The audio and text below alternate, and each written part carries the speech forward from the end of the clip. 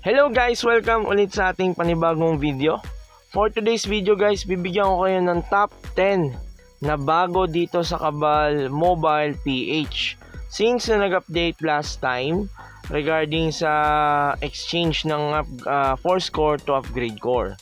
So if you're new to this channel, please don't forget to subscribe and then click nyo yung bell icon para lagi kayong notify. And also don't forget to follow our page. Share nyo na rin yung video natin sa community para lahat is magkaroon ng idea doon sa mga ina-upload natin. So, let's start! So, today guys, isi-share ko lang naman yung 10, no? Top 10 na medyo nagkaroon ng changes, no? Dito sa Kabal Mobile PH na hindi pa napapansin din ng iba na, oy, nagbago pala. So, oy, may bago pala. Sana all. Diba? Mga ganun ba? So, iisa-isayin natin yan guys and ipapakita ko sa inyo paano nyo makukuha yun paunti-unti. So, tapusin mo yung video hanggang dulo and syempre mag-comment ka dyan if meron ka pang napansing kakaiba dito sa last patch ng Kabal Mobile PH. So, let's start with the number 1 guys, no? Number 1 on our list is the mystery shop. So, saan mo makikita yung mystery shop? Diba? Usually dito. That's item shop, hindi yan mystery shop mga idol. Item shop po yan ha. Hindi yan kapareho ng mystery shop, kaya nga mystery. So meron pa mystery ano no, na hindi misteryoso. So let's go to the Bloody Eyes. So for the changes no, number 1 is the mystery shop. So let's go kay Yule. Si Event Yule ang number 1 na merong carry ng mystery shop. So, let's go with the category B. Ito, mystery shop. So, pag inopen mo to, ito yung mataas ang intriga ngayon, no? Sa community. So, dahil daw yung UCL, ganito, bla bla bla. So, dito, kung mapapansin nyo, lahat ng dungeon hindi na nagda-drop ng upgrade cores. So, dito, ang gagawin ninyo is mag-collect kayo ng 4-score. Ayan, nakikita nyo naman sa screen na kailangan nyo ng 10 piraso katumbas ng isang upgrade core low. And kung kukumpitin mo siya, tama lang din naman dahil umaabot ng 258k to 300k ang isang upgrade core low as of 9 PM today.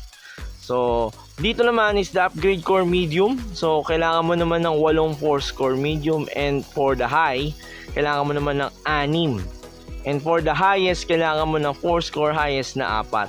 So dito paunti ng paunti no. The more na tumataas yung upgrade core level, paunti ng paunti yung required na 4-score. So dito 10, then dito 8, dito 6, dito 4. So on the second line will be the enhanced score and hindi ko to sinasuggest dahil 1 hour duration lang yan guys. May ownership period yan and nonsense lang kung ipapalit nyo dyan.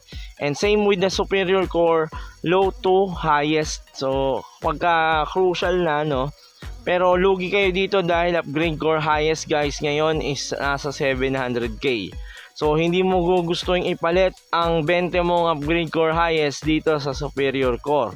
Na 1 hour, ma-diminish or magbabanish sa inventory mo. So, dito lang muna kayo guys, no? Kung free to play kayo, dito lang muna. So, yan yung number 1. So, second on our list is the Holia Keldrasil.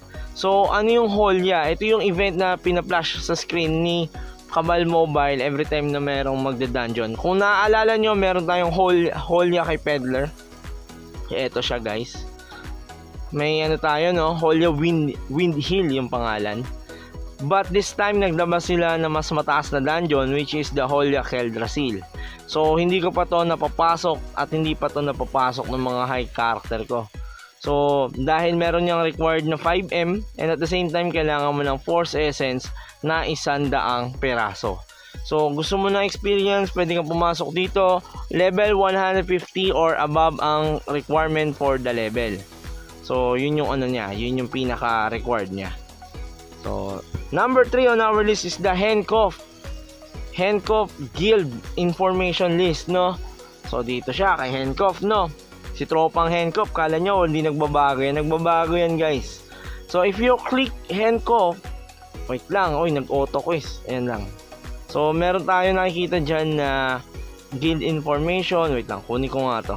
Sa gabal eh. So, ayan. Meron kayong makikitang guild information. So, pag click nyo siya, meron dyang naka-itemize na, no?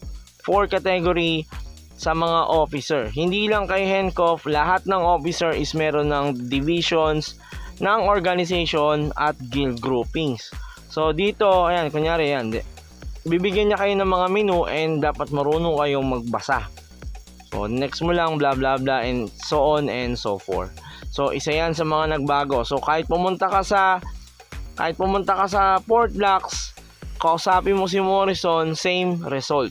Sa lahat ng main officer sa any part ng mapa or any maps. So, let's go with number 4, no? Isa sa mga high value item din as of today is the soul powder. So, ang tinatawag natin dito is the soul stone powder. So, saan nyo siya makikita? Pumunta kayo kay Dayton Grocer sa Bloody Eyes. So, dito nyo siya makikita. So, every upgrade core, kung makasampu ka, meron kang equivalent na soul stone powder na isa. So, lahat ito is pwedeng i-vend sa auction. So, kapag makapag-farm ka ng ganyan, nakikita nyo naman siguro, kapag nakapag-farm ka daw ng ultimate times 1, magkakaroon ka ng soul powder na 12.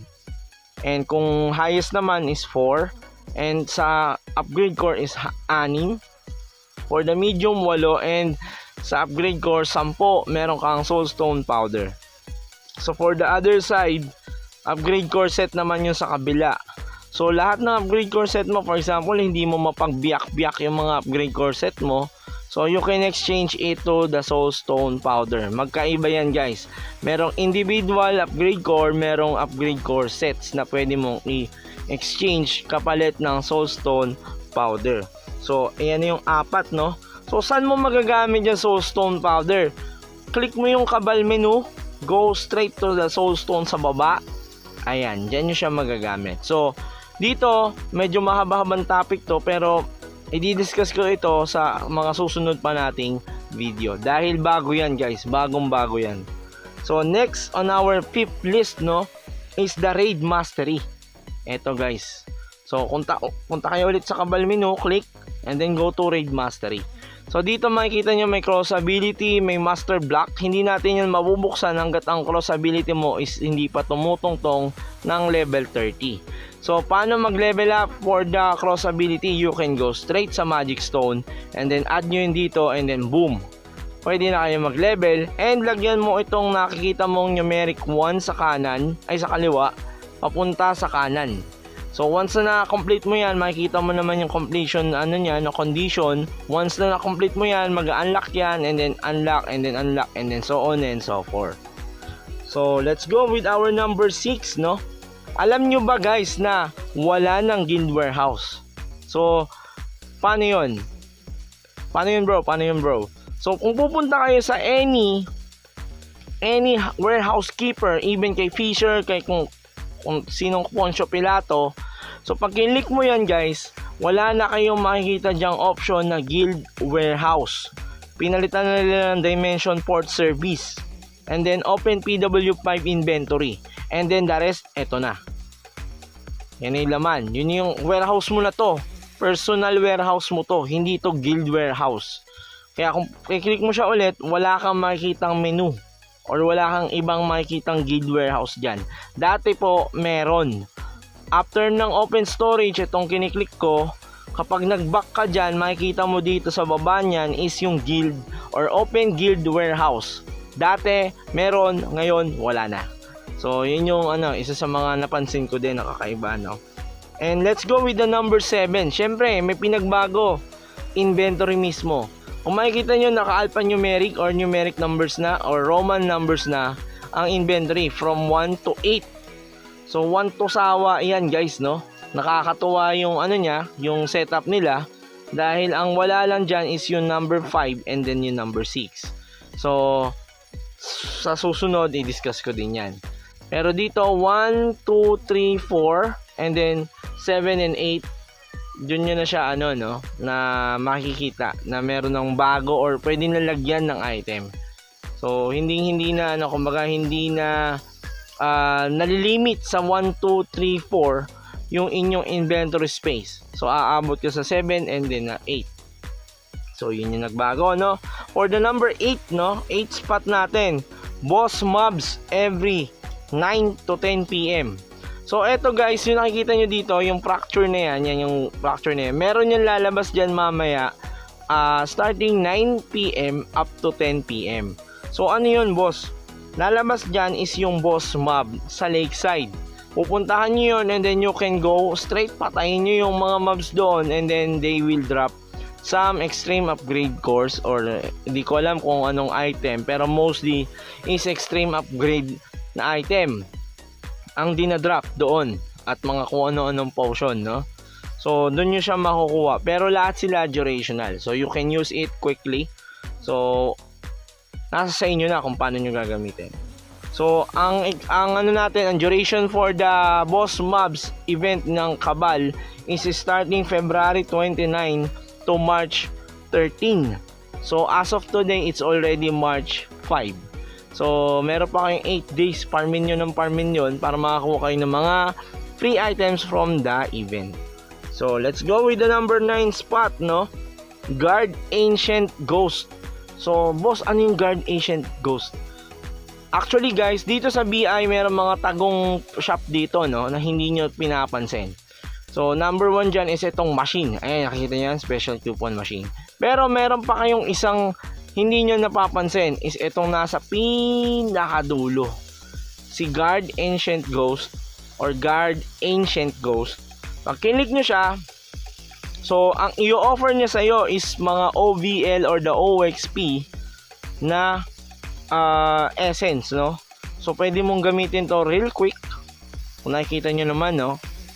Nakikita nyo naman siguro, real quick yan, guys. So kunyari ako level 200 na ako, boss, nahihirapan ako, OBL 1 pa lang ako eh. So dito, meron siyang tinatawag na item. Yun sa pinakaunang item. So kung nakikita nyo, level 200 or above, OBL 1 and above. So makakakuha ako ng 2.1B na OXP. So matik papalo ako ng level 10 yan. Tingin ko lang hindi ko lang sure.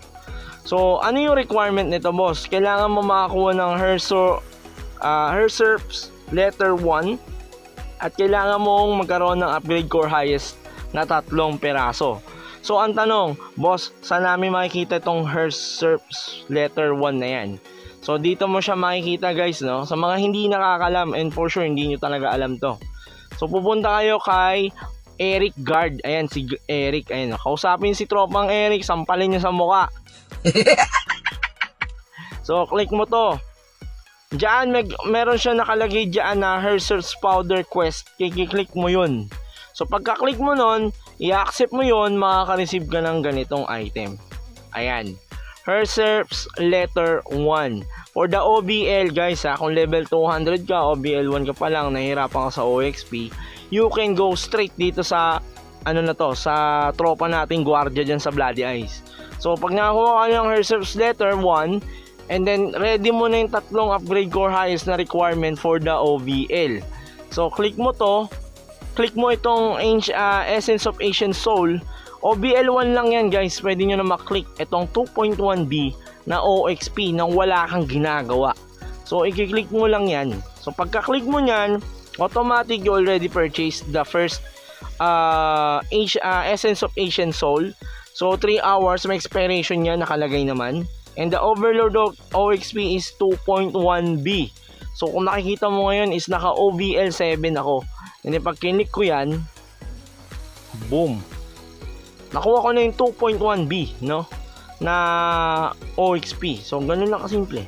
So ulit-ulitin mo lang yan. Pwede mong ulit-ulitin yan. Pero itong Herserp's letter 1, makukuha mo siya every day ng 1 beses lang.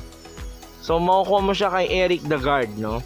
And then kung gusto mo na mas mataas, no, pwede ka naman mag straight dito. Chaos core naman ang ilalagay mo, and then so on and so forth. So yan yung makikita nyo, guys. 2.1B, 2.1B. Yan, Herserp's letter 1. So kung alin lang yung available, ang pinakamura dyan is nasa taas. Ito. So 2.1B, eksakto na yan, guys. Malaking tulong na yan para gumalaw yung OXP nyo. Pero kung nakikita nyo, hindi gumalaw, no? So, ibig sabihin, hindi na billion ang required ng OXP.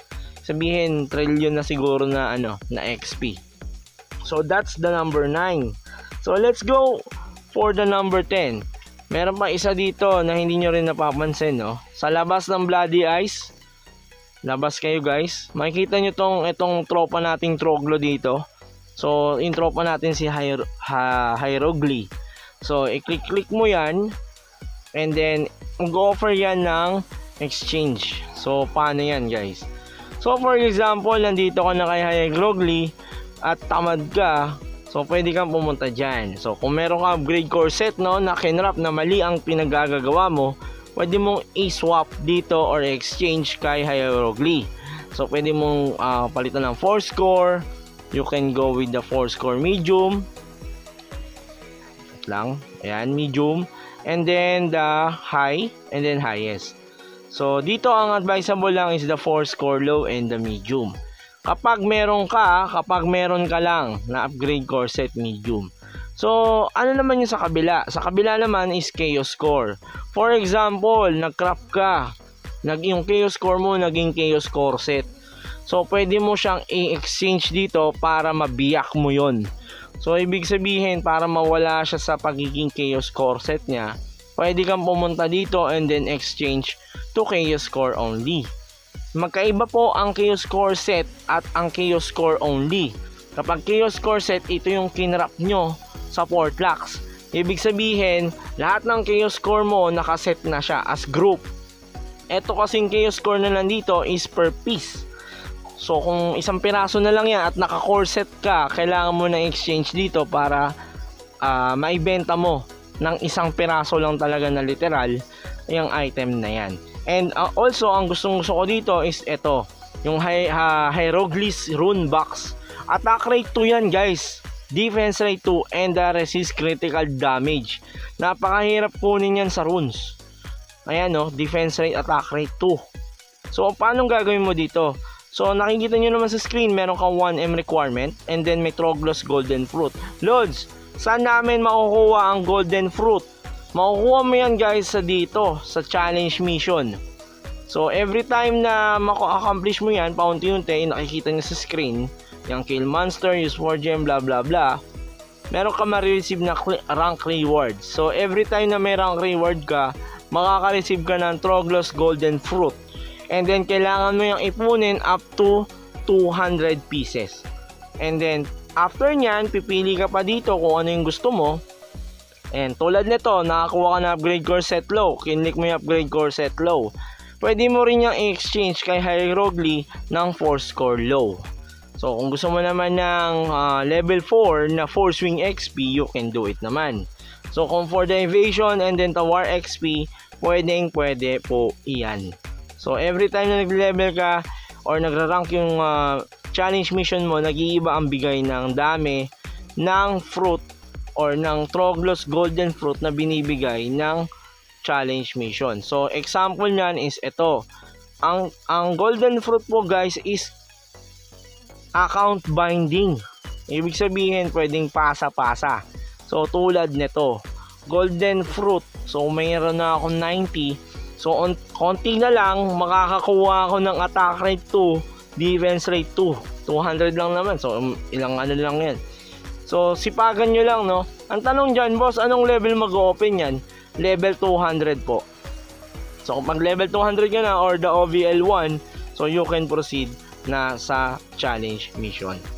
So, last na ano natin, no?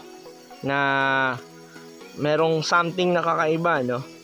Is yung ating, wait lang hanapin ko lang. Eto na guys. So, last thing is pang 11 spot, no guys, no? Is the settings or the option setup. So, paano ito? So, sa settings nyo, yun naman nakikita nyo, display, yun pa rin naman. Ang dadagdag lang guys is the auto function battle, the gain, and the extract. So, meron ng auto extraction, meron na ring auto BM. And same with the game functions, no? So, eto guys yung bago, yung auto extract. So, pipili kayo dyan, and then ikaw na ang bahala Yan, pwede nyo i-click lahat yan. Yan. So, pwede nyo i-click yan guys lahat. And then, pwede na siya mag-auto extract. So, yun yung ano niya, yun yung kakaiba dito. So, yun, no? Sa ano yan, dito yan.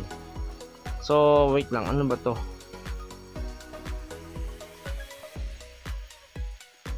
Ayan. So, yun yung kakaiba niyan, guys, no? Itong option na yan. And then, for the BM, so, ayan, nakikita nyo, guys, no? Zoom natin ng konti. May nakikita kayo yan, guys, no? Zoom natin para makita nyo, guys. Ayan, no? Nakikita nyo, merong mga arrow key pataas. So, pwede mong i-drag up. Ayan, i-drag up mo yung BM3. Ayan. Ayan, pwede mo siya i-drag up. Nakikita nyo? So, kapag iyan naka-drag up, ibig sabihin, yan is naka-auto BM3. Kung naka-drag up naman yung 2, auto BM2. So, once na na-drag up mo yan, automatic, once na cooldown yan, BM2 ka ulit. Parang ganon. So, may tamang setup dyan. And for the extraction, may tamang setup. And then sa ito, nakita niyo yung looting na yan.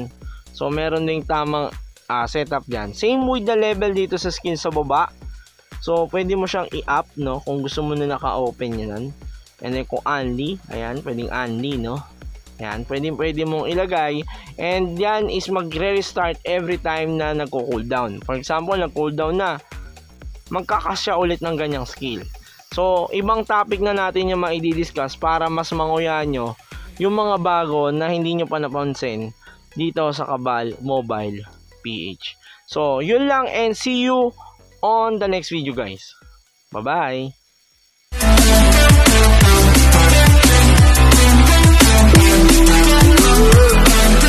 See you.